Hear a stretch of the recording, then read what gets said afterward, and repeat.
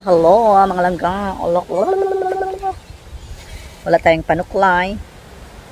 Okay, kasi nagtatrabaho tayo sa garden. Tapos may namataan ako, may nakita ako na parang the same talaga sa mga trending na plants sa Facebook, sa YouTube. Parang dito lang siya, parang dati na siyang plants bago ako nakarating dito sa dito sa Australia. Lalo na dito sa property ng partner ko. Okay, nandun lang siya. Pero hindi ko kasi siya pinansin nung kasi hindi ko naman alam kung anong pangalan niya. Then tapos, pinicturean ko, sinend ko sa isang friend ko. Tapos sabi niya, uy, mamang, monstera yan. Kunin mo at kaya hindi gumanda yung leaves dahil nasa labas siya. Dapat indoor daw. Hindi ko naman siya pinansin noon. Kaya ngayon, tingnan niyo, dito siya, nakalagay. Dito lang siya sa tabi ng daan. Yan.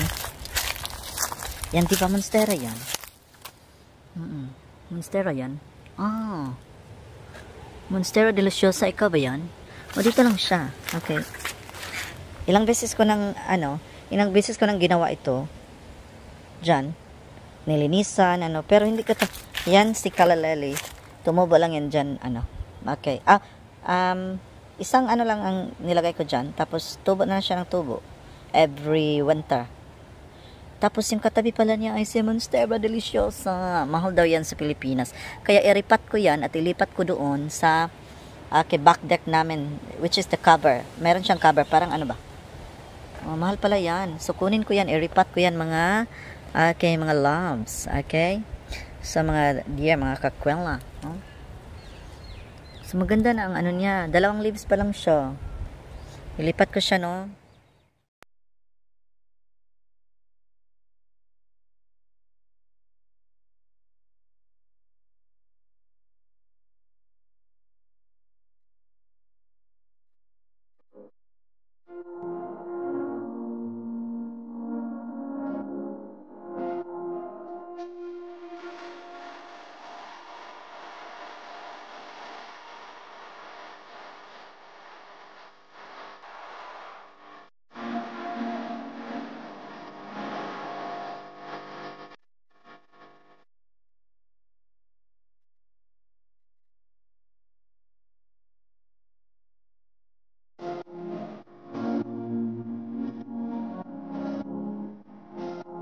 Ay, mga bets. Lilipat na natin si Monstera dito sa malaking white pot, no? Okay. Monstera Deliciosa pala ito, no? Ito yung trending sa YouTube o kaya sa mga plantita ngayon sa Pilipinas. Also to. Basta parang hindi ko lang siya pinansin noon. Nakita ko na siya dati. Pero parang hindi ako attracted sa kanya ba. Kaya pala sabi ng friend ko, kunin mo kasi yan. Kaya dapat sa indoor lang. Kaya ilipat ko siya dito. Hindi talaga sa loob ng bahay, but dito sa may cover ng back deck namin. So, hindi talaga siya masisikatan ng full sun. No? So, ililipat na kita, bakla.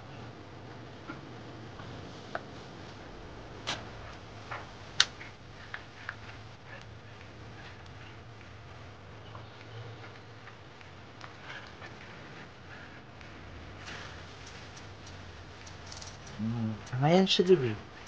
Ngayon siya diri mga bayo. Pinaka diri, ha? And, okay, dahil kalipat lang natin siya, lagyan natin siya ng, our dynamic lifter, yung paano ng roots niya. Organic, soil improver for plant fertilizer. This is for all plants. May monstera na ako. Magbibinta na rin ako ng monstera dito sa Australia.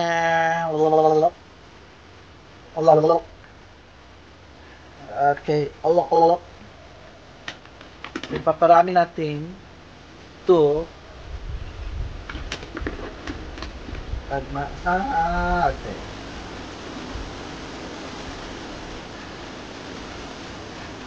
Parang bagay ka dito sa white pot.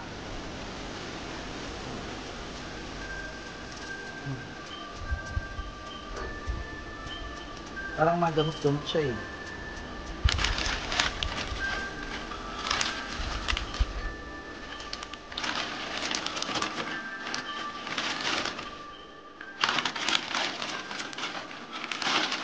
Masaya na si Monstera, nakalipat na siya sa kanyang magandang bag.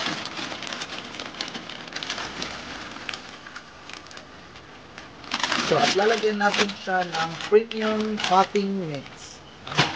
Premium potting mix. So, premium yan, hindi yan regular. So, social. So, kailangan gumanda ang dahon mo. Ipakita mo sa akin na maganda ka. No? Huwag kang magmaganda. Hindi maganda. So, bigyan mo ako ng maraming saha para ilinta ko. Para ako'y magkapera. Sabi.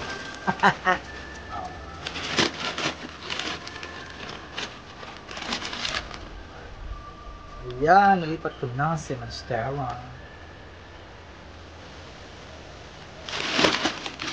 Monstera Deliciosa de Olok-Olok. So, ang pangalan nito ay Monstera Deliciosa de Olok-Olok. Ganon. Pa-subscribe naman dyan mga bayat.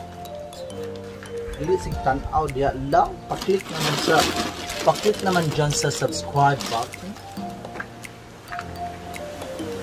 Maluloy mo sa bayot. Maluloy mo sa bayot. Nagsimpan buwan.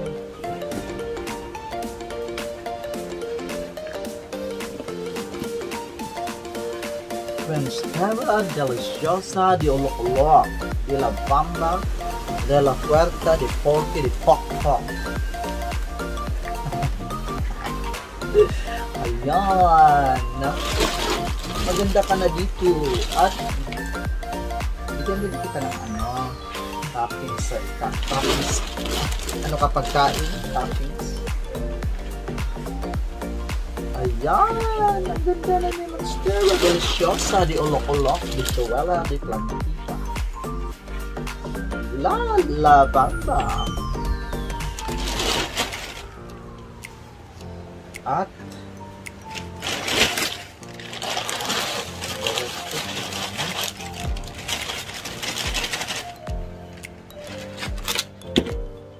lagyan kita ng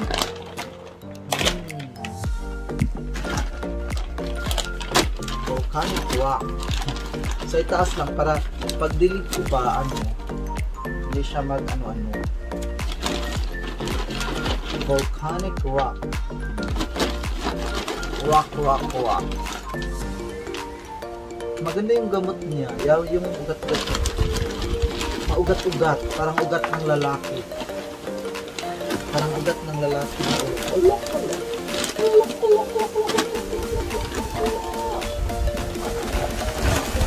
Monstera Deliciosa de Olok-Olok de Joella de Plantita.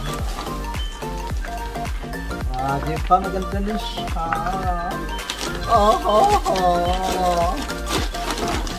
Diba yan? Kasi ang kagandahan nito, pag lalagyan natin ng ganyan, may mga kasi dito, may mga bird na kumaganon. Kaya, maganda pala paglagyan ng pag nai-enhance ang beauty niya. Charot, ang arte ni Joella. Para kang vacuum mo. Tingnan nyo. Maganda paglaglagyan ng Okay. Ayan. Tapos na tayo. Meron na tayo.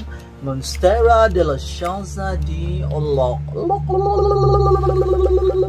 Please don't forget to subscribe my channel, Joella de Plantita, ng Melbourne, Australia. Thanks for watching.